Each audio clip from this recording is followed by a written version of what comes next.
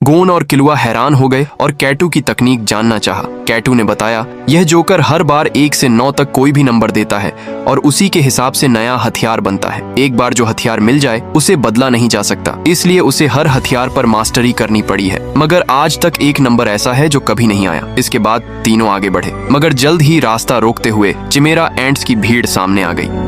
इस बार Chimera ants ने 3 विकल्प दिए। 1, एक एक कर मौत की लड़ाई लड़ो। 2, अभी भागने की कोशिश करो। 3, बिना विरोध किए हमारे साथ चलो। कैटू ने बिना सोचे पहले विकल्प को चुना, क्योंकि गोन और किलुआ के लिए ये एक बड़ा अभ्यास था। गोन का मुकाबला हुआ एक आर्मडिलो एंट से। लड़ाई शुरू होते ही आर्मडिलो एंट ने उस पर हमला किया और गोन को पेड़ से टकरा दिया। हालांकि गोन को चोट नहीं आई, मगर आर्मडिलो ने मजाक उड़ाया कि आम इंसान तो इस वार से मर ही जाता। फिर से हमला हुआ, मगर इस बार गोन रुका नहीं।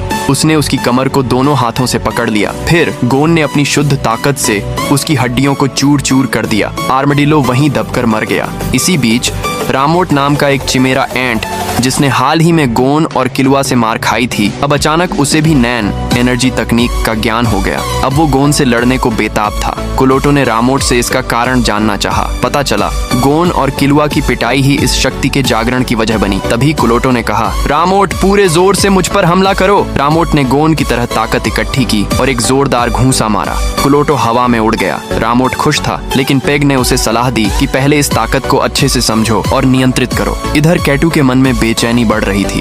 तभी किलुआ और बुलहेड एंट की मौत की लड़ाई शुरू हो गई। किलुआ ने अपनी रफ्तार से उसके हमलों को भ्रमित किया, फिर उसके सीने पर वार किया, मगर बुलहेड की त्वचा बेहद सख्त थी। सामान्य वार बेअसर था। किलुआ ने अपने इलेक्ट्रिक नैन को सक्रिय किया। ताकतवर बिजली के झटकों से उसने बुलहेड के सीने को भुनने तक पकाया और फिर एक ही वार में उसका दिल भेद दिया। आगे चिमेरा एंट्स कुछ करने ही वाले थे कि कैटू ने फिर पागल जोकर को बुलाया। इस बार नंबर आया 2, एक विशाल दरांती। दरांती से निकलती मौत की ऊर्जा देख सबके कदम वहीं जम गए। फिर कैटू ने डेथ वॉल्ट्स चालू कर दिया। पलक झपकते ही चारों ओर सिर्फ खून और लाशें थीं। सारे चिमेरा एंट्स 2 हिस्सों में कट गए।